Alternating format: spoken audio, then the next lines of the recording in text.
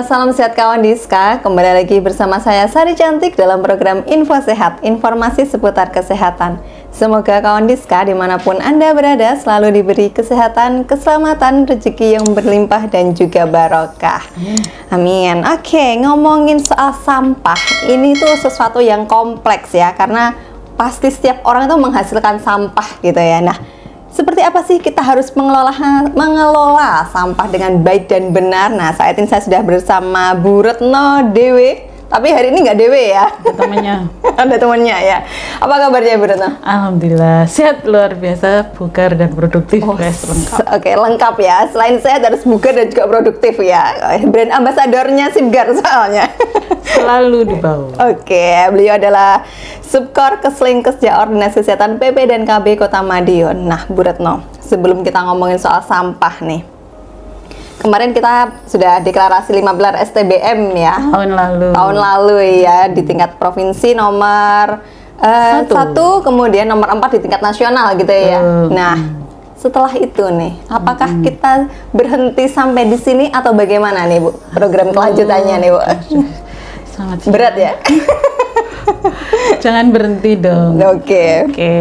Jadi kita itu tahun lalu, insya Allah tanggal 20 Juli ya, pada hari jadi, kemarin kita sudah deklarasi 15 STBM. Ini memang berat ya. Ini menunjukkan bahwa perilaku masyarakat Kota Madiun terkait sanitasi itu sudah terverifikasi dan diakui oleh provinsi dan juga nasional, karena provinsi kan perwakilannya nasional. Nah, ini mungkin yang harus tetap kita lakukan adalah monitoring, evaluasi terkait kegiatan 5 pilar STBM itu dengan berbagai kegiatan, ya. Ada pendataan oleh kader, kemudian kita juga seperti ini, pemicuan, hasil sosialisasi, kemudian peningkatan perilaku masyarakat terkait 5 pilar itu tetap dipertahankan, karena kemarin itu kan belum semua 100% hanya nomor 1 harus wajib ya, pilar 1 itu 100%, kalau lainnya memang belum tidak harus 100% kita sudah bisa deklarasi ODR. Gitu. Nah, mungkin itu yang beberapa info. Ini mempertahankan yang susah ya Bu Retno ya. Betul. Biasanya gitu. Kalau mencapai itu lebih mudah, ya tetap penuh perjuangan. Mempertahankan itu lebih berjuang lagi. Kayak relationship gitu ya. Oke Bu Retno, tadi disampaikan ya bahwa ada beberapa pilar yang memang belum 100% dan itu memang tidak harus 100% ya kalau untuk deklarasi sendiri. Nah, apa nih atau kiat-kiat apa nih yang perlu dilakukan untuk menaikkan cakupan yang belum 100% atau yang belum sempurna ini Bu Retno? Jadi pilar ke-1 kita sudah ODF, Open Defecation Free, sudah stop buang air besar sembarangan, dan ini mungkin tetap mohon bantuannya kawan-kawan Diska juga untuk terus memantau kalau ini ya, kegiatan ini kadang ada beberapa masyarakat yang masih memanfaatkan sungai di Berantas itu, tapi tetap kita sering lihat itu bukan orang Kota Madiun ya, tetapi tetap kita diingatkan karena itu juga nanti mencemari Kota Madiun.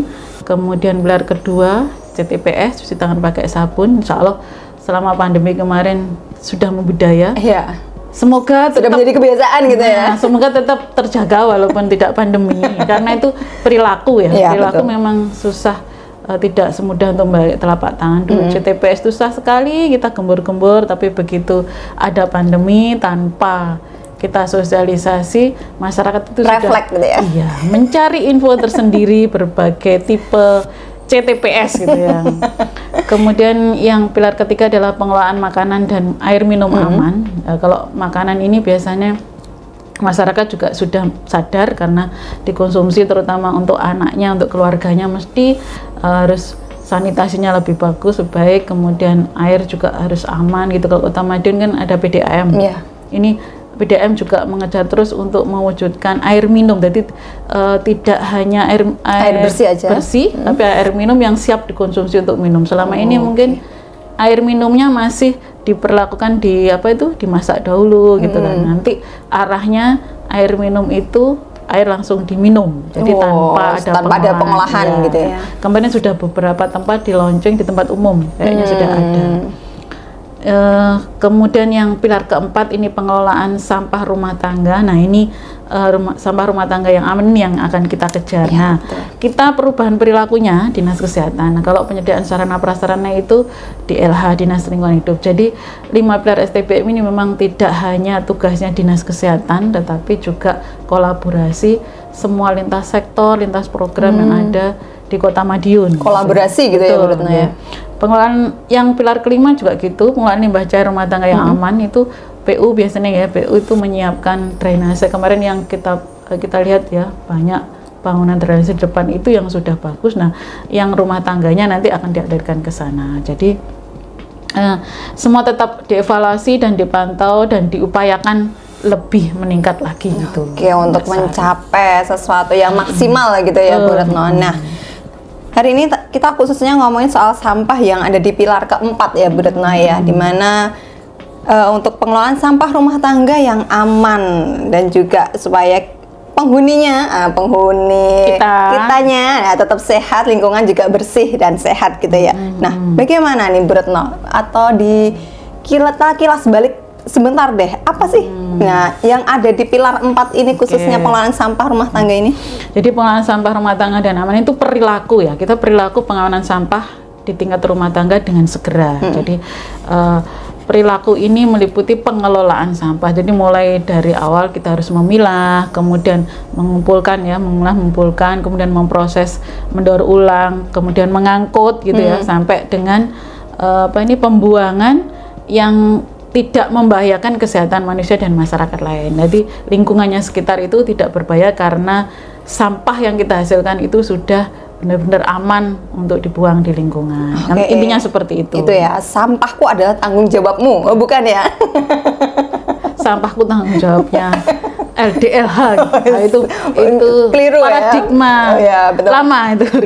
Karena kita kadang kan mindsetnya kan kita sudah bayar gitu ya untuk pengangkutan sampah tersendiri, padahal ya kita sebaiknya itu kan ada pengelolaan gitu ya, Bu Retno. Mulai dari dalam rumah gitu ya, sudah dipilah-pilah mungkin. Ini mengingatkan kita juga. Jadi selain rasa tertampar gitu ya.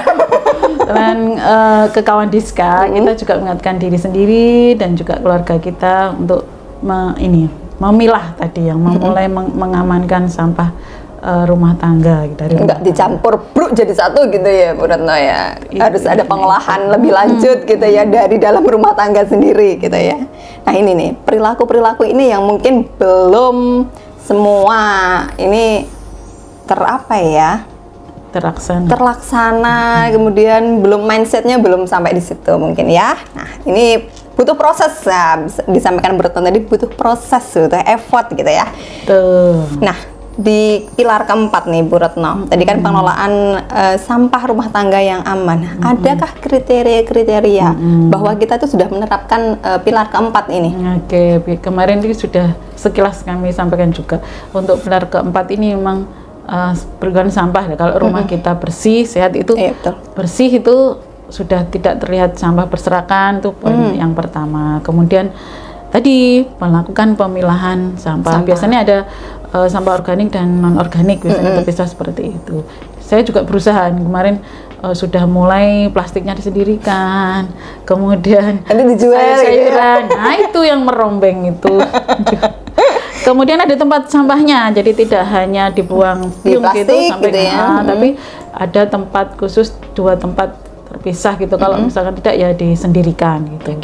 Kemudian tidak ada timbunan kaleng atau botol bekas. Ini mengingatkan juga musim DBD. Walaupun kemarau tetapi tetap ada banyak nyamuk DBD. Ya banyak nyamuk, makanya mungkin kurang bersih lingkungannya. Jadi mengingatkan juga ke kawan Diska untuk ini ya, 3M plus 4M atau 5M ya, MM-nya itulah pokoknya.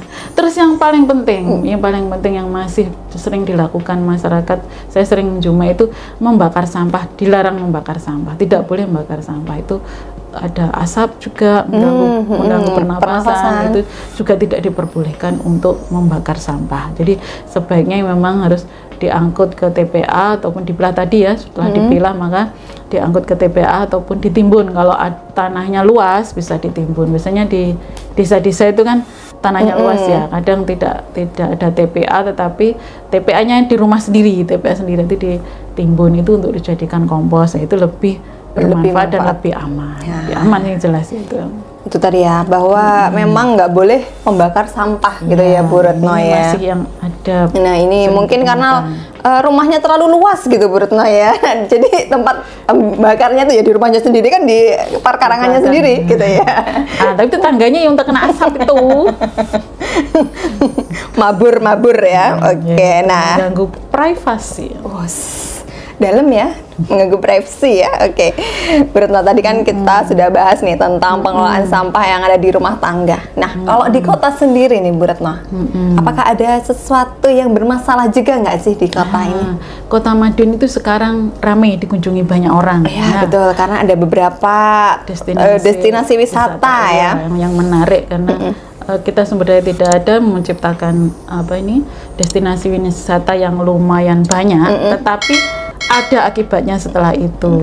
Nah, itu setiap semakin banyak orang maka semakin banyak sampah yang dihasilkan gitu ya. Walaupun penduduk Kota Madiun mungkin 200-an, nah yang 200.000, nah yang datang itu lebih banyak dari situ dan meninggalkan sampah. Ya. Masa mau dibawa pulang lagi, Bruno? Nah itu sampahnya semakin banyak karena semakin banyak pengunjung, otomatis sampahnya juga semakin banyak.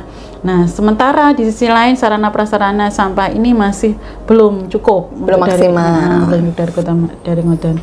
Kemudian tadi yang paradigmanya masih konvensional, jadi kalau sampah yang dikumpulkan diangkut ke buang ke TPA lah, tanpa ada pemilahan ataupun pengolahan dari masyarakat. Jadi kurang aktifnya partisipasi masyarakat. Nah, ini saya juga mengajak kawan Diska dan mengajak diri sendiri dan juga kawan Diska untuk pengelola sampah. Jadi tidak hanya mengajak ya, jadi harus dimulai dengan diri kita sendiri, mengingatkan diri kita sendiri juga untuk melakukan pengelolaan sampah dengan baik dan benar. Ya, kalau kita terbiasa tuh pastinya akan terbiasa gitu ya. Kalau dimulai dari kita, lama-lama juga terbiasa. Habit tuh ya. Pertanyaan aku habit. Ini bahasa Inggris semua ya kalau sama Bu Retno nih kayaknya ya. Aduh. Oke, Bu Retno. Nah, dari permasalahan-permasalahan tadi nih, apa sih yang harus kita lakukan nih? Nah, di Kota Madiun ini lahannya kan terbatas kecil ya. Kita mau membuat TPA lagi itu juga nyari survei bolak-balik kemana gitu, ada dulu pindah-pindah gitu nyari tempat yang terakhir. Karena nggak segampang itu gitu ya? Ya, tanahnya juga nggak ada kan, jadi bingung tuh. Jadi harus berupaya pinter-pinternya kita untuk mengelola. Nah, ini ada pengelolaan sampah dengan 4R yang kita sering, mungkin sudah banyak kawan Diska sudah tahu. Untuk pengelolaan sampah metode 4R. Mungkin banyak RR lagi nanti selain 4R yang utama ini, yaitu reduce, reuse, recycle, replace. Jadi itu yang mungkin urgent untuk kawan-kawan Diska perlu lakukan dalam pengelolaan sampah rumah. Apa nih Bu Retno? Reduce, reuse, recycle, replace, 4R nih apa nih? Kalau saya kan taunya Rapi, Retno, Risna, apa lagi nih Bu Retno? Oke.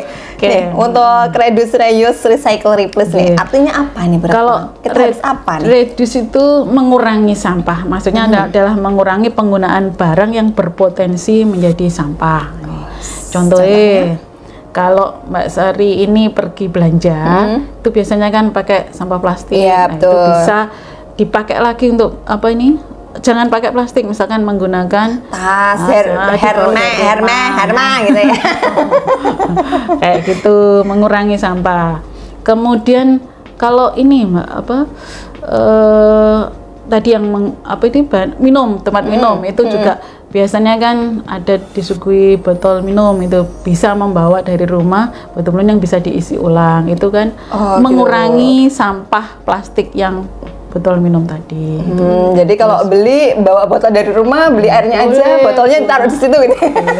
Ini kalau beli boba, nah itu Mbak Sari beli boba. Oh gitu, bawa botol sendiri. Aduh Bu, Botol yang nggak gede. kelihatan dong Bu, ininya, mereknya. Mau beli merek, kan beli Ya, karena kan isinya. sekarang kan begitu. Gitu ya, beli Yang merek dipoto ya. mereknya. Jadi Padahal nggak diminum. isinya. Oke. Kemudian reuse, menggunakan kembali. Nah ini tadi yang biasanya pakai plastik satu kali, nanti mungkin dipakai lagi di rumah, jadi jangan langsung dibuang itu, karena plastik juga tidak bisa terurai ya. Terus botol bekas minum tadi bisa dimodif untuk tempat minum atau tempat beras mungkin. Ada nggak tuh? Satu cangkir. Berarti ditata lebih banyak Ya, gitu kan, ya. kan rencananya kan lebih estetik gitu ya. ya, kan diberi warna, terus merah, kuning, hijau gitu. Menarik gitu. Kemudian recycle, mendaur ulang. Nah kemarin ini apa ini dari sampah plastik itu bungkus-bungkus permen atau Kopi biasanya. ya gitu dibuat tas, dibuat apa ini dompet. Kemudian kemarin pas ini hari karnaval kemarin banyak yang pakai rok itu, nah itu salah satu dan salah dua, salah tiga dan salah semuanya. Salah Salahnya banyak. siapa? Itu bagus. Salah satu mengelola sampah tadi Ya, dengan dan recycle. Ada nilai jualnya juga ya Bu Retno Iya, ya. betul.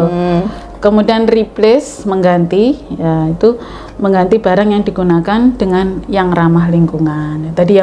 Jadi ini intinya ini arah-arahnya nggak ke plastik ya, karena plastik itu Susah terurai. dan di dalam penelitian bertahun-tahun baru terurai. Jadi kita berupaya untuk tidak menggunakan plastik.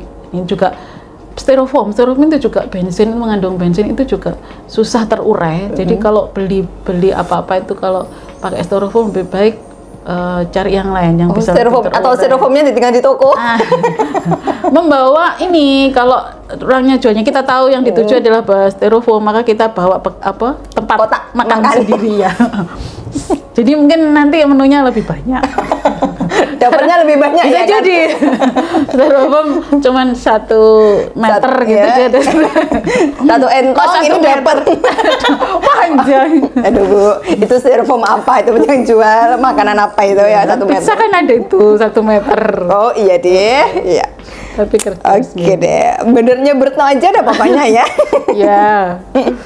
Oke. Oke Bu, untuk pengelolaan sampah ini, mungkin ada kiat-kiat nih dalam penanganan sampah yang baik dan benar nih Bu Retno. Ya, tadi saya sampaikan bahwa ancaman sampah plastik ini tidak mudah hancur ya. Jadi intinya ini adalah pemilahan ya, kuncinya nomor 1 pemilahan. Jadi kalau tadi ancamannya plastik, maka kurangi penggunaan kantong plastik, dikurangi. Karena praktis mungkin ya Bu Iya, Retno ya. kemudian kurangi kemasan sekali pakai. Nah, kenapa kalau bisa tadi yang dipakai bisa berulang kali. Biasanya kalau di kantor itu ngeprint tuh kertasnya mintanya baru-baru terus gitu kan, itu bisa dibolak-balik sebenarnya kan. Kalau tidak SPJ ya. Saya mau ngomong loh ini, nggak jadi ya. SPJ harus bersih asli gitu.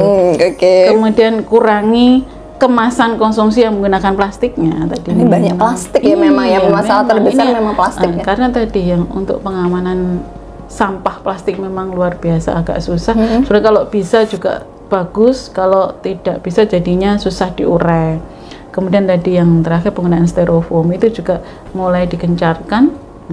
Tapi kalau sebenarnya kalau dibalik saya juga susah menjawabnya. Kenapa diizinkan gitu ya styrofoam ada? Mungkin kita juga tidak tahu proses izinnya di sana bagaimana, begitu yang keluar bagaimana gitu kan, seperti halnya ini apa?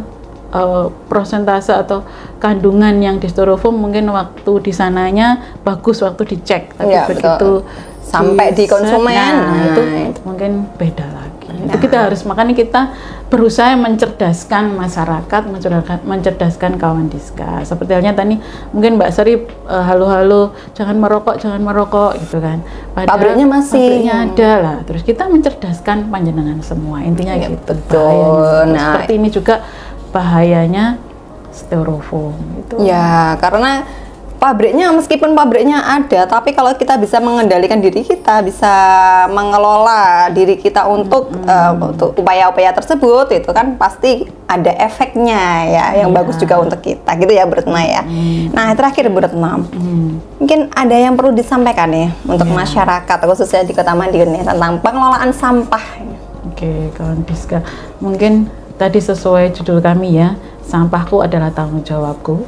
Jadi apapun yang kita hasilkan, kita jadi sampah itu merupakan tanggung jawab kita bersama, bukan tanggung jawabnya dinas-dinas terkait dan bukan tanggung jawabnya tukang sampah di perumahan ataupun di lingkungan panjenengan. Jadi tanggung jawab kita juga, walaupun kita sudah bayar mungkin ya, tapi karena ini tadi yang kita sampaikan dari awal, Kota Madiun mungkin lahannya sempit, jadi kita harus mengelola dengan pinter-pinternya gitu ya, mulai dari rumah tangga. Jadi harus kuncinya tadi pemilahan, jadi berupaya untuk dipilah dari rumah tangga, walaupun nanti di sananya di TPS itu biasanya ada pemilahan lagi, itu akan lebih mempermudah. Kalau dipilah tadi bisa dijual, kan ada bank sampah ya, di tiap kelurahan ada bank sampah, itu malah lebih produktif, lebih menghasilkan pundi-pundi cuan ya gitu. Jadi intinya mengurangi sampah dari rumah tangga dengan pemilahan. Jadi kami menyampaikan, kami juga mengingatkan diri sendiri dan juga kawan Diska, juga masyarakat Kota Madiun untuk betul-betul harus benar-benar untuk mengelola sampah yang dihasilkan, dan juga setelah itu biar aman di lingkungan, dibuang untuk aman di lingkungan maupun di masyarakat gitu ya. Intinya seperti itu. Ya betul, karena harus dimulai dari diri kita sendiri ya, untuk memulai adanya pemilahan sampah di rumah tangga, karena kita ubah sedikit gitu pasti menghasilkan sampah gitu ya Bu Retno ya. Setiap hari itu pasti ada sampah yang kita hasilkan gitu ya.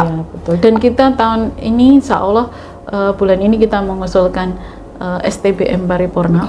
Jadi kita tetap ya, makanya setelah deklarasi kita tetap mempertahankan STBM ini, karena di samping untuk diri kita sendiri dan juga untuk nama baik Kota Madiun. Nah, itu ini tahun ini kita mengajukan STBM Paripurna. Mohon dukungan dan doanya. Nanti juga ada kunjungan, biasanya kalau kita masuk nominasi akan dikunjungi ke Kota Madiun, dibuktikan bahwa kita benar-benar sudah melaksanakan 15 STBM tersebut. Jadi mohon dukungannya semua masyarakat Kota Madiun dan juga kawan-kawan Diska yang sedang menonton kegiatan ini. Oke, ini tingkat apa nih Bu Retno untuk STBM Award ini Bu Retno? STBM tingkat nasional. Oke, tingkat nasional ya. Nah, nggak main-main ya. Jadi mari terus dukung 5 pilar STBM atau penerapan 5 pilar STBM ini di Kota Madiun ya, karena akan ada STBM Award. Karena kalau kita dapat itu otomatis yang bangga masyarakat Kota Madiun semua gitu ya Bu Retno. Kota Madiun akan mendunia, maju mendunia. Maju mendunia seperti slogannya saat ini ya. Kota Madiun maju mendunia. Oke, terima kasih Bu Retno atas kehadirannya hari ini, dan juga selalu terapkan perilaku hidup bersih dan sehat dan juga germas, dan juga tetap ya 5 pilar STBM. STBM lebih bersih, lebih sehat. Gimana Bu Retno? Sekali lagi Bu Retno. STBM lebih bersih, lebih sehat. Oke, sampai jumpa di info sehat selanjutnya. Bye bye. Assalamualaikum.